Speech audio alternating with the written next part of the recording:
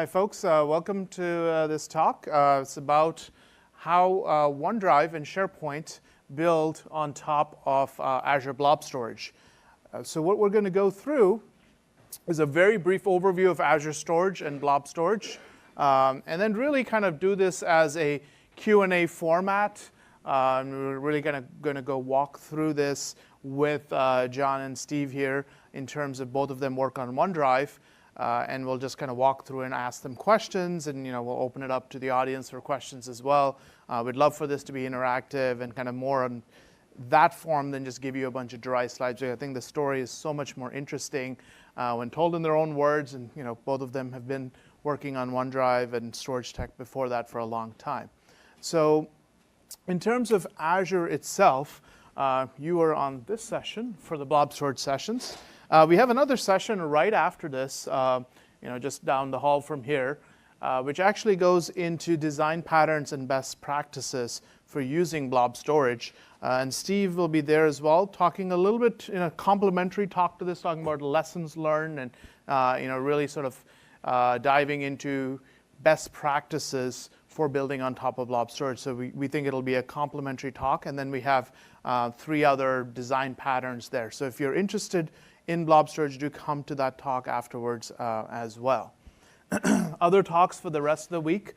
We won't really touch on that today, but we have a very exciting new addition to Blob Storage called Azure Data Lake Storage Gen 2. It's really bringing Azure Data Lake Storage together with Blob Storage and building a file system semantics on top of the flat object namespace.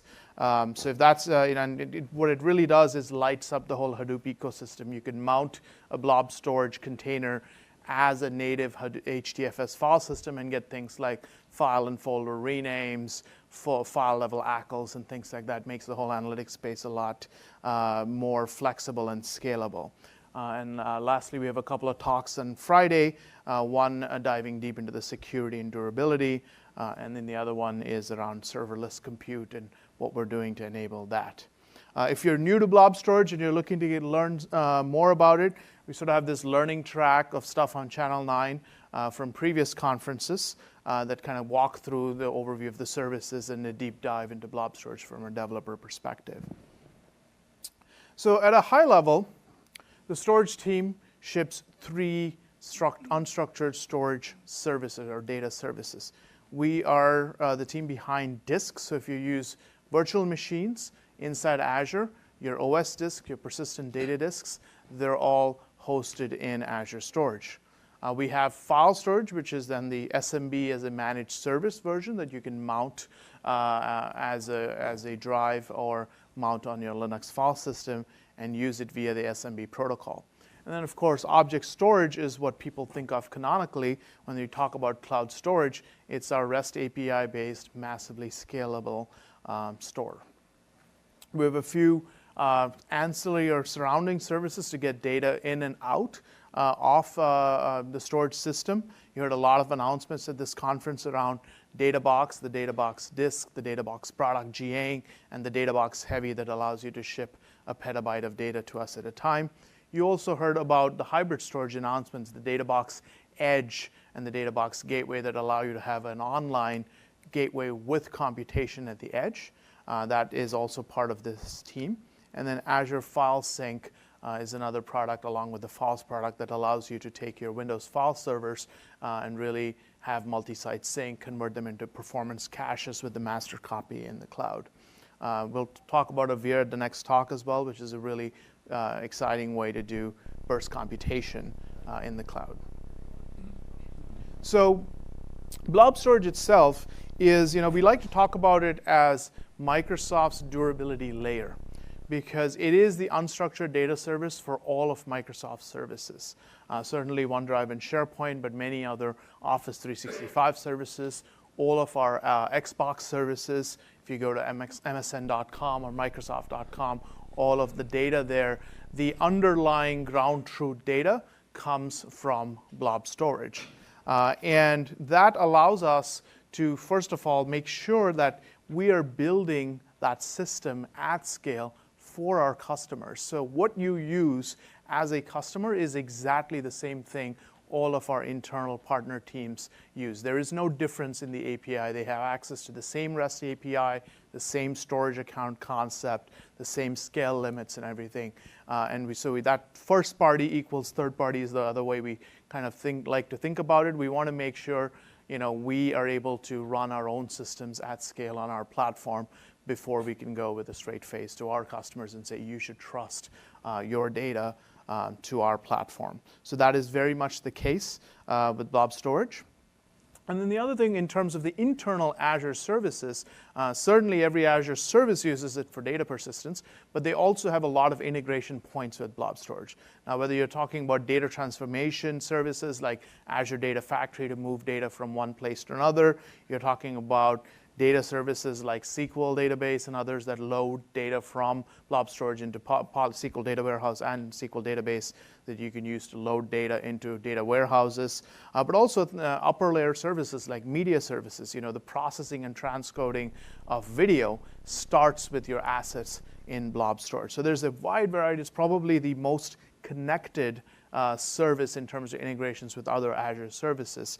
So that's something that's interesting as well. Even if you're not directly using Blob Storage, it's interesting to know what's happening under the covers because you'll likely end up using it in some other context. So there's a few different data scenarios that we talk about in terms of what we do for Azure Storage. The first one is the topic of this talk, right? It's really, data for information workers.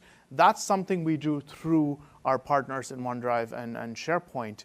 So it's the whole Microsoft 365 offerings. That's all running on top of us, where we're really the infrastructure provider behind the scenes. But we can take that platform then and give it to you for using for data for your applications of any kind, whether it's online, high transaction data, or it's archive and backup data. We can take that same system and you can use it for your business insights, the ADLS Gen 2 work that I just talked about, and build your large unstructured data lake and start extracting insights from it. Azure Data Explorer that previewed at this conference, or Custo as its project name was, is actually entirely built on Blob Storage as well. It is our internal data analysis system. All of us as engineers use that for our own debugging and logging and data exploration. And then finally, data for hyperscale scenarios, right? So of which OneDrive and SharePoint are one. This is something that, again, running our services at scale allows us to then have customers who are running at that massive scale, serving mobile devices from around the world, serving consumer-generated data from around the world. Those are things that are massive, massive scale, and we're able to solve for that also. So with that, I'll kind of start walking into the piece around OneDrive and SharePoint, and I'd love to kind of get started. Maybe John and Stephen, just tell us a little bit about yourself, who you are, what you've worked on over the last few years at Microsoft. Stephen? Yeah, I'm Steve Bailey. I'm a distinguished engineer at Microsoft, run an engineering team that works on OneDrive and SharePoint. I've been working on OneDrive for 12 years in Microsoft. Sort of started the consumer side of OneDrive about 12 years ago. So that existed even before Azure started inside of Microsoft. So we have a lot of good stories that I'll talk about a little bit later in the next talk today.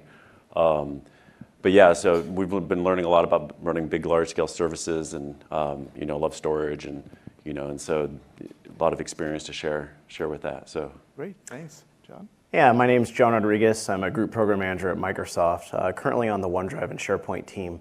I've actually been at Microsoft over 15 years, and I started in storage technology for Hotmail back when we actually ran Unix in Microsoft, and we had all the Hotmail backend actually on big Solaris boxes, and have worked throughout Hotmail and Exchange, OneDrive, SharePoint, on mostly backend technologies, but a lot of storage technologies as well, including Azure Blob Storage. So really excited to talk to all of you today and talk about some of the lessons and things we've learned and answer any questions you have as well. Great, thank you. So Stephen, you mentioned OneDrive predates, and SkyDrive as it was known back then, yep, predates Azure. So tell us a little bit about what motivated you to move to Azure Blob Storage. What's some of the history behind the service? Yeah, well, when SkyDrive started, it was tiny, didn't have any users, or a very small number of users, And when things are small, you can kind of get away with building a lot of things yourselves. And in Microsoft, and there wasn't Azure, so there wasn't, we're still learning how to build big services, 12, 15 years ago in the company. And so we kind of scrambled together and used tech that sort of existed within the company, various parts of SQL Server, some stuff that Hotmail had built, and sort of like cobbled together, a system that sort of got us to like the first order of magnitude of scale, Some people have said that each magnitude of scale that you sort of go through requires some sort of like complete rewrite, re-architecture. And that initial sort of like phase got us to a certain point of scale, but it became clear that we were either going to become an infrastructure team or like a OneDrive team or SkyDrive product team. And if we're going to, we wanted to compete in the industry around, cloud storage, OneDrive, SharePoint, the space that we were in, but like building infrastructure is quite difficult. And so Azure started, in the company and started to mature and get their, learn how to run big services, and so the partnership around storage is sort of one of the first, relationships that we built with Azure, and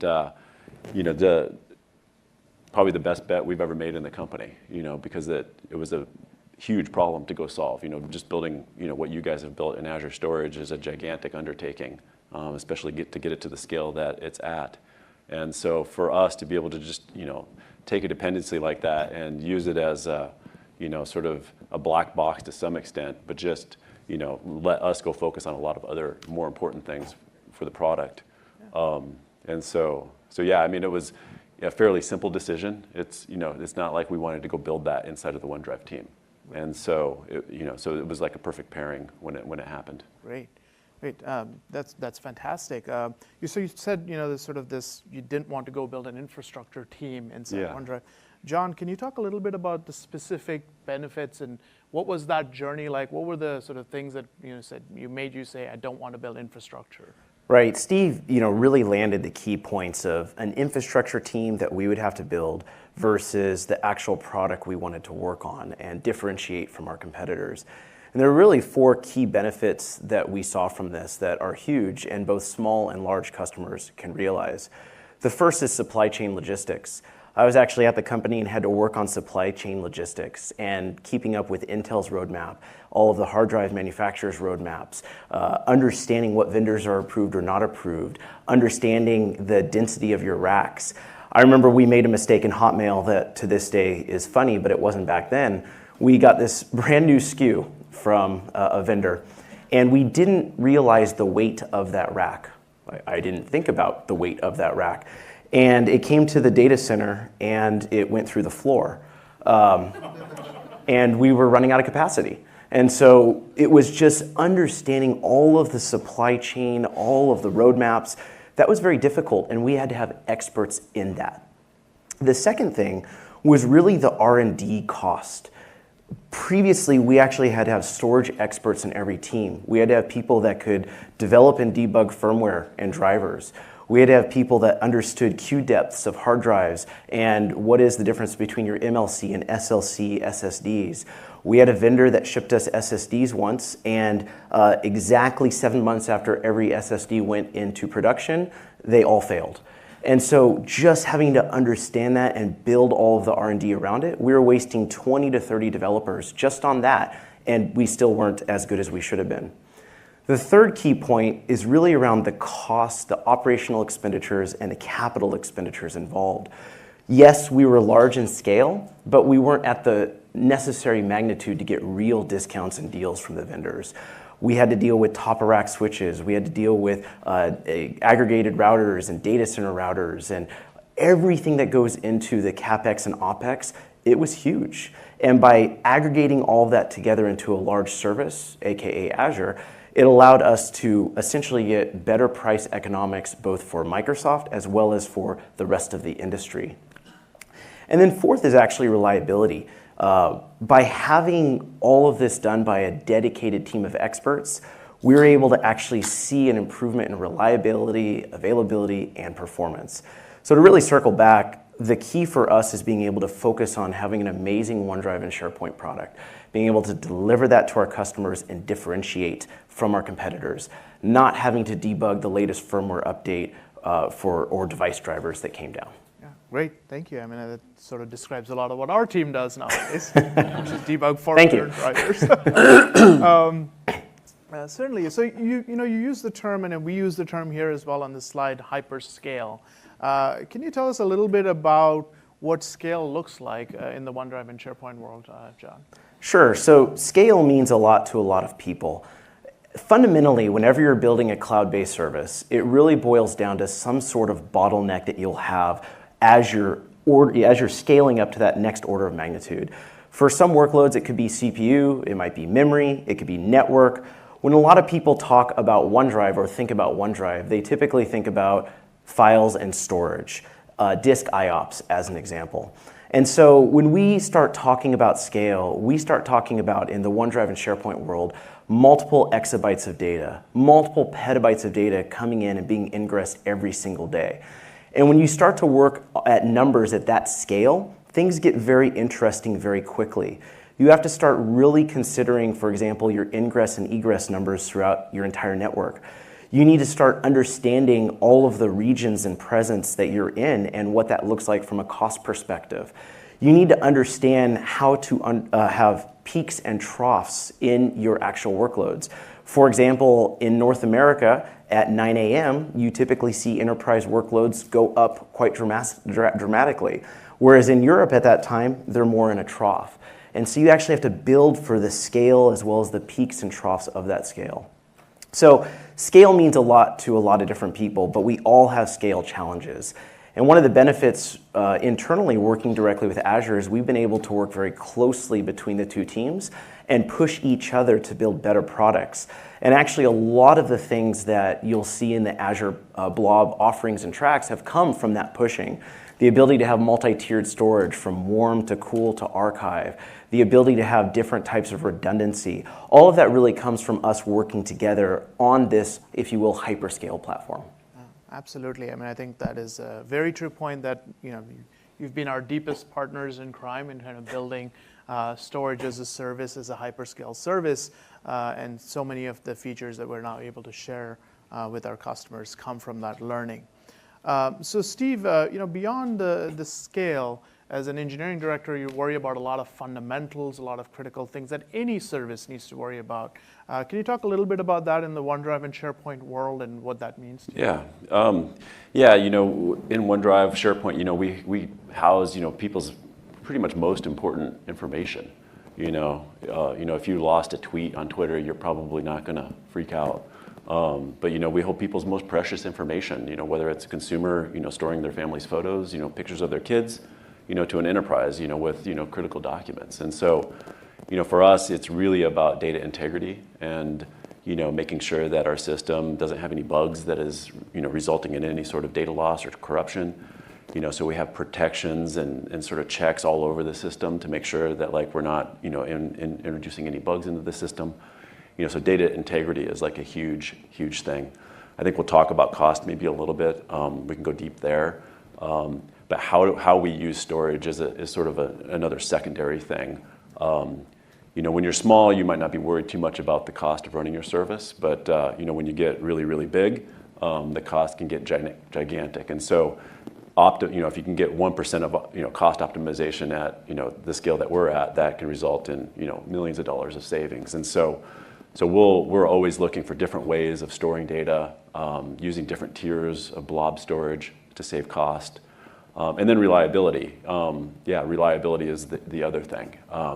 Is that just in terms of us providing 4.9 service all the time, and you sort of talked about keeping each other in check. In the very early days of us using Azure, as we were both learning and growing. We were sort of a good, monitoring system for Azure Storage. We could tell Azure when, they were having hiccups, and that relationship allowed us to push them and grow them. We take advantage of a lot of Azure monitoring systems that let us, detect things in real time, and then report on them in real time. And so reliability is really the other thing. And reliability is a really complicated thing to get at scale, and when you're sort of a globally scaled service, handling all sorts of different failures and being resilient to those is sort of in general, sort of the other big thing that I would say that as a big service we really worry about. Great, yeah, thank you. So John, let's talk a little bit about performance as well, right? You know, performance means certain things to you as a hyperscale service. So what does it, can you kind of dive into that and say, you know, how do you think about performance? How do you think about, you know, providing that performance to your consumers? Sure. Performance means a lot to a lot of people, but for us, it's about our end users. We want to make sure that our end users feel that the application they're using is performant, they can use it in real time, and that they aren't sitting there waiting to do their job. And when you really boil down performance, it kind of boils down to us to three main things. There's kind of that last mile, which we have little control over, from your internet service provider to the user. We have that mid-mile, kind of that backbone of the internet that pushes out to the ISPs. And then we have everything that we are in control of, such as our dark fiber, our data centers, our actual application, et cetera. And we focus on monitoring all of those. We actually have last mile nodes and monitors around the world. We actually found, for example, a telecom in Europe where they would not route our traffic correctly. It essentially ended the TTR because it just kept trying to throw the packets around and it ran out of hops and essentially killed it for the user.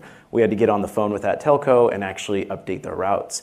We had an ISP here in the US, I won't name the name, that was routing all traffic for California users over to New York. So it would go from our California data center to New York and then back to California, which added about 90 milliseconds of latency for every single call.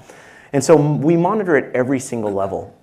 And it's really important for us to ensure we understand performance of ourselves and our competitors.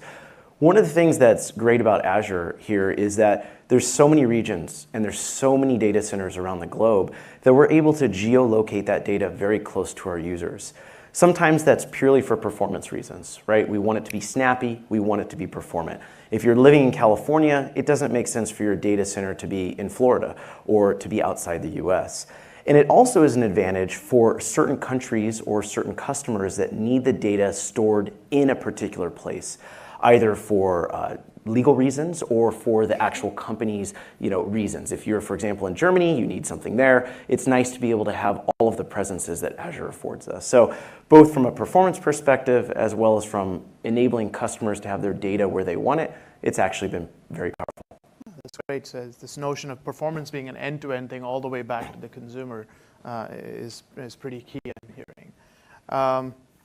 So Steve, you mentioned a little bit about the different tiers and sort of offerings for customers of different sizes and needs. Obviously, OneDrive and SharePoint serve a very broad swath, from me just using it as a single person all the way to the largest enterprises. Can you talk a little bit about what you use and why? Yeah. There's lots of different sort of patterns in our data. Like recent data is generally more sort of hot or active than old data. You can imagine when you get up to many, many petabytes of data, you have a lot of data that's sort of cold, not really being accessed anymore. Azure offers sort of different tiers of storage, and you're sort of paying a different price based on latency of that tier. And so we try to optimize, putting more recent data in sort of like the lower latency tiers and putting older data in sort of lower latency tiers that are cheaper to optimize cost. And that's the real sort of differentiation that we sort of use across Azure. This might be getting into too much detail, but we use block-based Azure storage in the blob level. A lot of our uploading to the site is done in chunks from our clients. Things are coming up as streams. They're being sort of like staged into a place, waiting for the upload to finish, and then we sort of assemble those blocks using Azure APIs into sort of a contiguous file, and then that gets hardened into the system. If that upload fails or stops, but then resumes later, we let it resume, and so we kind of use Azure Blob as sort of like a staging area as well for those blocks sort of just sit there waiting. If the upload doesn't come back in a few days, then we age them out. We use Azure Blob Storage for other stuff too. Our sync client in OneDrive actually uploads a bunch of sort of local logs to Azure Blob Storage so that we can debug customer problems if there's an issue. And the client uses Azure's sort of token-based authentication so that we can upload directly from the client directly into Azure without having to go through a middle tier service. And so that's actually saved us millions of dollars in being able to do that. and it's let the engineers sort of debug customer problems directly. And so that's an amazing, awesome option in Azure Storage. So yeah, I think those are the sort of the main sort of ways that we use Azure. Great, thank you. And I think you were describing sort of the blob upload API and the fact that we will hold on to your uncommitted blocks for up to a week, so you can come back and do resumes and out of order uploads and things like that, which is just part of our REST API. It's available to everybody, and that's one of the key things. As we know, we live in a world, especially with mobile devices, where you have very unreliable data upload and download. I should add that Azure Blob has different other tiers of storage, which one is geo-replicated storage, and then they have another tier that's local replicated storage. And there's some data that's sort of cached data that we have, and we don't need geo-replication for some of that data. It can be recreated or regenerated from the clients. And so, like our thumbnails are stored in our LRS accounts because we don't, we can regenerate thumbnails at any time. And so that is sort of another cost optimization that we do. Got it. So you're sort of not only optimizing for hot, cool archive, you're also optimizing for what replication options you choose. Mm-hmm. Yes. Got it. Great. So,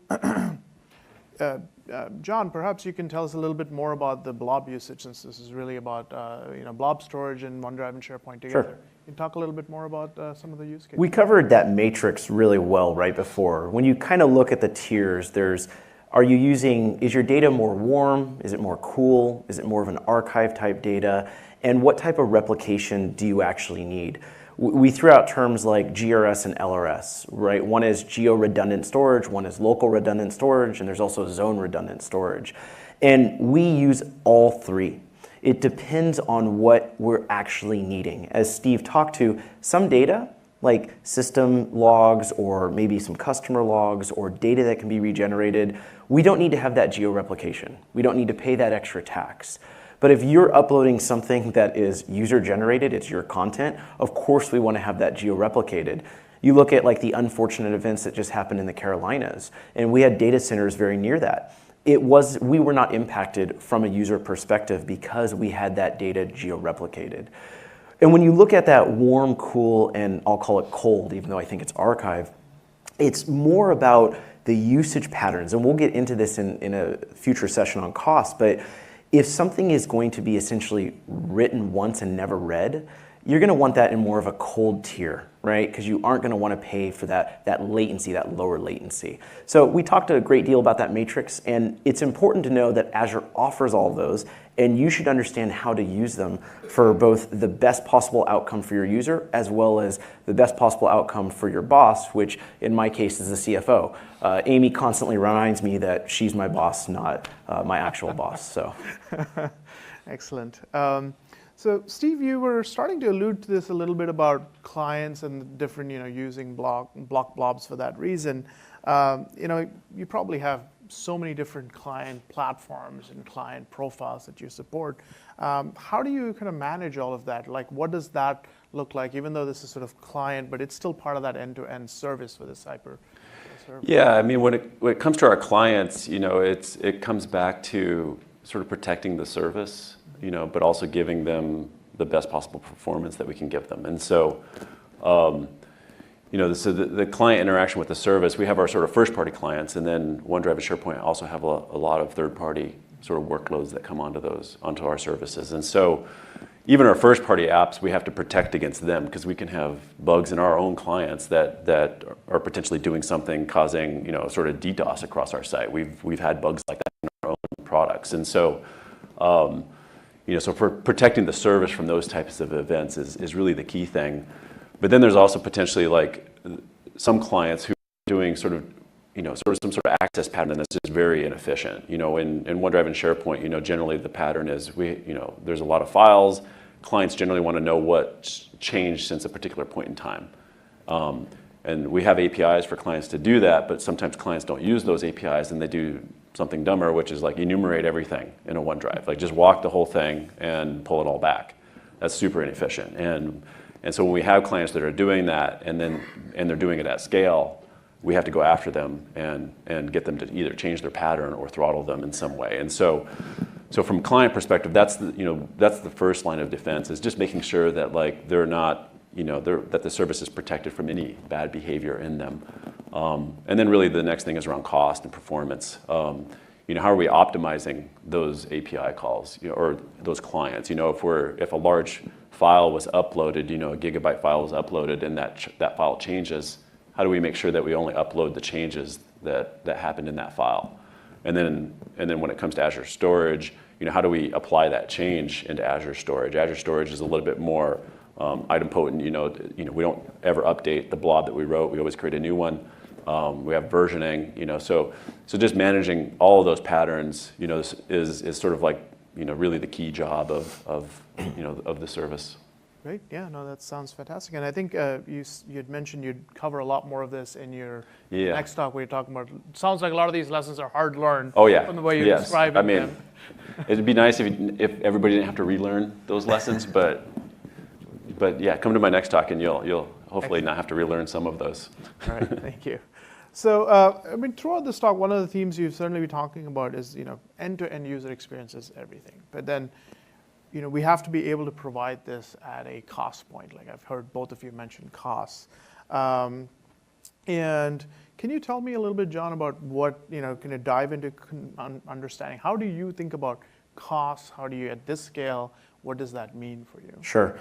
Again, we're all sitting here and we're running major workloads on behalf of a set of customers. And the important thing is to understand our target audience, who the customers are, and to essentially balance the right customer outlook and the right customer usage with running a profitable and successful business. And there's a lot of things that you can do to lower your costs when you're actually leveraging a platform. We've talked about how even moving to the cloud can help you reduce the cost of supply chain and CapEx and OpEx. But as you start to grow and as you start to get large, I've talked to 7 customers this week here at Ignite, and many of them are multi-petabyte customers. They have many petabytes they need to move into Azure or into OneDrive and SharePoint. And they ask about, hey, how can we lower our costs even more? It's important to really understand the full stack of your cost. In terms of our team, we actually can understand in real time the cost that everything is taking. For example, Steve talked about a first party or even a third party client. We can understand a new rollout, the access pattern changes of that first or third party. We can actually compute the cost for every single API that they hit, actually understand and build that model in real time to see if there's efficiencies we can gain. There's also other things you can do. With Azure Storage, it really comes down to 3 things. It's the number of bytes you store, which is pretty self-explanatory. How often you access those bytes. That's that warm, cool, or cold discussion. And then the network that you're using to pull the bytes back. For example, Stephen talked about actually uploading directly from the client into Azure. And that eliminated a networking round trip into a middle tier somewhere else that would need to do some processing and then send it on. And so those are the 3 key things that you really need to look at with Azure Blob Storage. And I think we'll probably get in a little bit more in the next question on exactly what that looks like. Yeah, absolutely. So, this is fantastic. Like, how would you ask customers, to sort of think about this and controlling their cost profile? These gigabytes access makes a lot of sense. Are there other things that as a Azure customer that they should start thinking about in terms of? Yeah, there's 2 big things. The first thing, and the most important thing, is data. You need to have telemetry to understand your access patterns and your usage. Just getting a bill at the end of the month isn't very helpful. You need to be able to track what's being used and how it's being used. That's how you can start to find things. We actually had a third party, and this isn't through any fault of their own. They were using an old and deprecated API. And they were polling every single account every 5 seconds and trying to download all the data. And you can imagine across their very large customer set, that didn't go over very well. And so we actually reached out to them. We said, hey, here's your calling pattern. Here's the APIs you can use. This will help your customers, and it will save a ton of money for both of us. And we actually did that, and it helped. The second thing is, most of the time, you're going to be able to save a lot of money based on how much number of bytes you store and how often you access them. For a service at our scale, we actually deploy a lot of complexity around bytes stored. And you have to be careful. Steve's going to talk about reliability versus complexity, but we look at things like compression. We actually know we can compress JPEGs by about 20%, but that's very complex and very hard to do. We know that we can actually do variable chunk deduplication or full file deduplication, but again, you need to keep track of every single chunk and every single thing you're deduping and the pointers to those.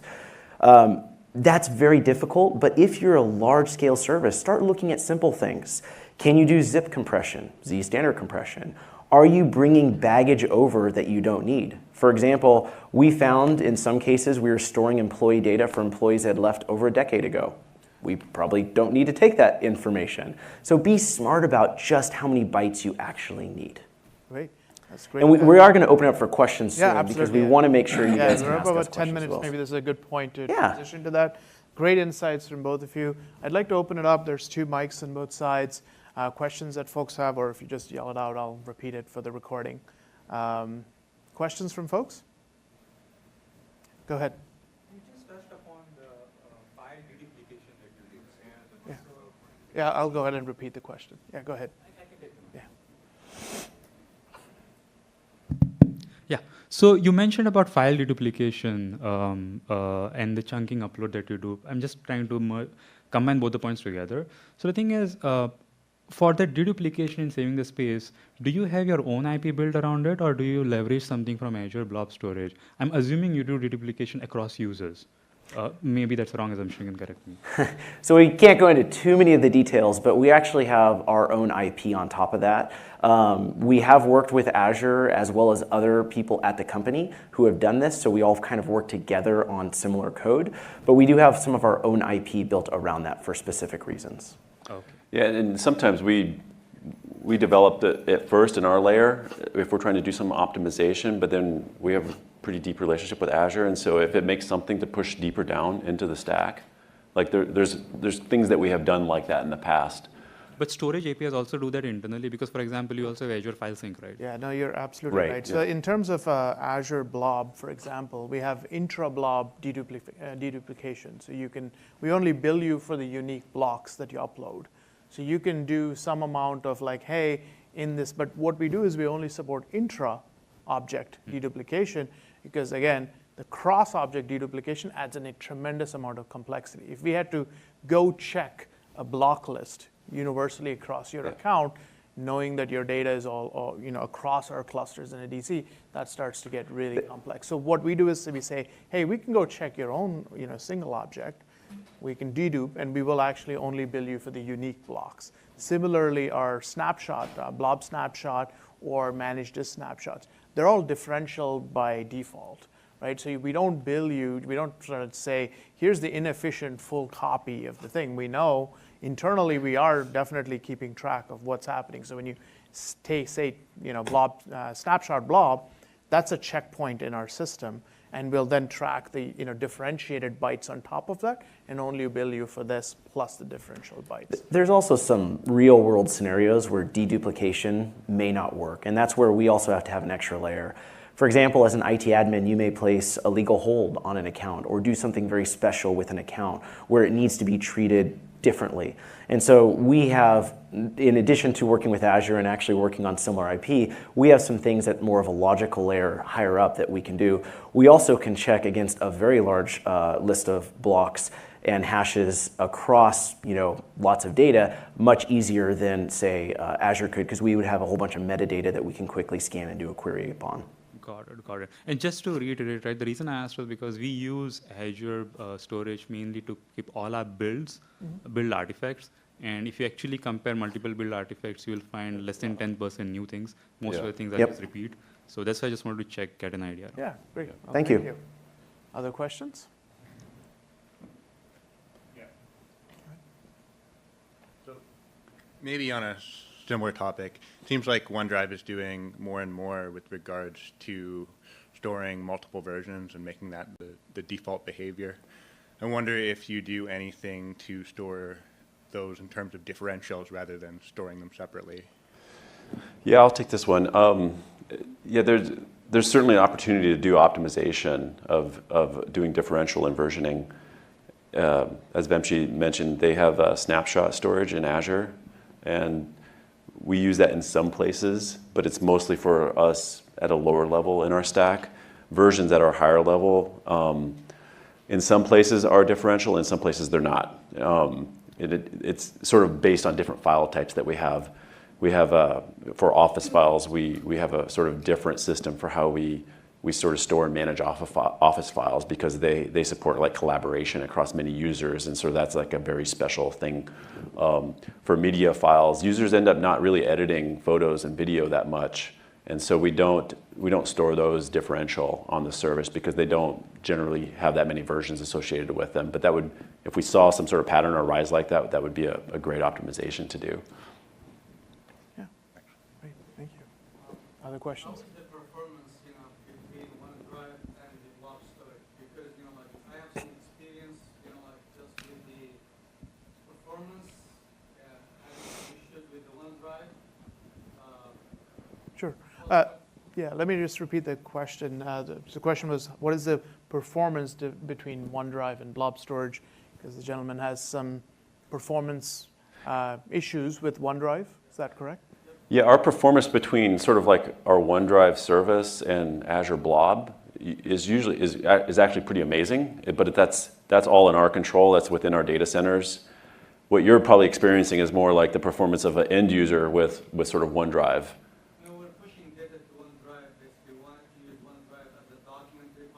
Yeah. Yeah, okay, well, you should just follow up afterwards. We can talk about that. But Steven actually owns the sync client. So. Yeah, and we have some people here that also work on that. But one thing I will add, one of the powers of using more than just Azure Blob Storage, for example, Azure Compute, is those routes are optimized. And so maybe not in your particular issue you're facing, but for others, we actually can leverage being in the same, if you will, building, and having a very short hop between just top-of-rack switches, which is sub 5 millisecond type latency, which is quite helpful. Yeah, there's Azure Storage at sort of the bottom of our stack, but we have, OneDrive and SharePoint have services above that, and then the client, and then all the networking in between our services and you, and so once you get out to the end user, there's a lot of other things that can sort of affect your overall performance, and so. And those tend to be really difficult problems to debug if they're, if it's not a systemic problem. Great, thank you. Any other questions? Maybe we'll dive into one other topic that I've been curious that you. Sorry, was there a question from here? No. So we'll dive into one topic I wanted to understand. You've been sort of alluding to this also by saying layers of services, middle tier a couple of times. That's a very common question we get when people are trying to build services on top of us. Should we use blob storage directly? Should we, proxy data through a middle tier?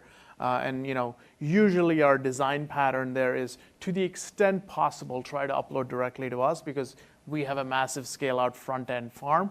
Why would you want to go build that? But there are also good reasons for sometimes building middle tier. So can you maybe kind of talk a little bit about that? Yeah, like I said in the log file case, where really the reason why we have things that sit on top of Azure is there's a lot of sort of business logic that sort of surrounds the files that we have. Everything from like permissioning and security. We have an entire security model layered in OneDrive and SharePoint that is not implemented at the Azure level. So when somebody comes in to access a file, we have to make sure that person has access to the file.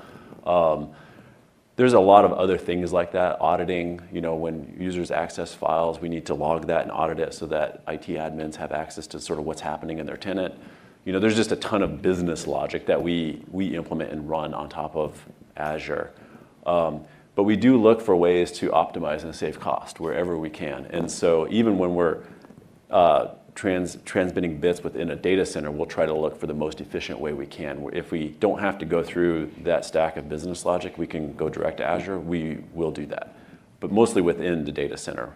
Customers coming into our service will mostly go through our service in order to get to Azure. Yeah, that makes a lot of sense. Yeah. Awesome. Well, we're right at time, so thank you, John and Steven. Thanks so much for your time.